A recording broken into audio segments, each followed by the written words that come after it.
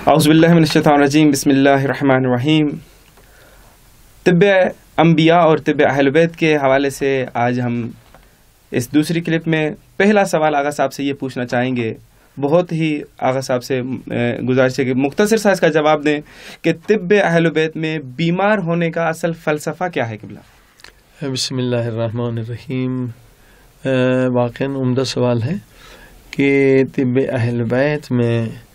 کیونکہ طب اہل بیت دنیا اور آخرت سے اس کا تعلق ہے اور انبیاء کا ہے، علم وحی ہے، تو اس میں جو ایک فلسفہ ہے کہ انسان بیمار ہوتا ہے کسی گناہ کی وجہ سے، غلطی کی وجہ سے، خطا کی وجہ سے۔ اب یہاں سوال ہوگا کہ انبیاء کیوں بیمار ہوتے ہیں؟ تو اس کا دوسرا جواب یہ ہے کہ انبیاء اولیاء ان کے لیے امتحان ہے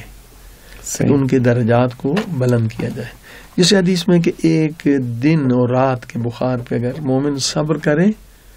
تو 1 سال کے چھوٹے چھوٹے گناہ اس کے معاف ہو جاتے ہیں ماشاءاللہ۔ تو اس لحاظ سے دوائی ضرور استعمال کریں، لیکن یہ وارننگ ہے اللہ پاک کی طرف سے کہ کیونکہ ظاہر ہم انبیاء بھی نہیں ہیں، معصومین بھی نہیں ہیں، اولیاء خدا میں سے بھی نہیں ہیں، اگر ہم بیمار ہوتے ہیں تو کوئی نہ کوئی خطا کی ہوگی۔ ابھی مثلا صرف زبان سے 120 گناہ انسان کرتا ہے، کوئی زبان کا گناہ، ہاتھ کا گناہ، آنکھ کا گناہ، تو انسان نماز توبہ پڑھے، جتنا زیادہ استغفر اللہ ربی واتوب الیہ،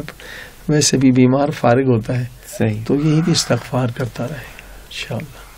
اچھا قبلہ، اسی کے اندر ایک سوال کو ہم اگر اضافہ کریں کہ قرآن مجید میں جو ہے مطلب 2 وقت کے کھانے کا ذکر ہے، تو یہاں پر مومنین دیکھتے ہیں وہی بس ایک ہی رکھے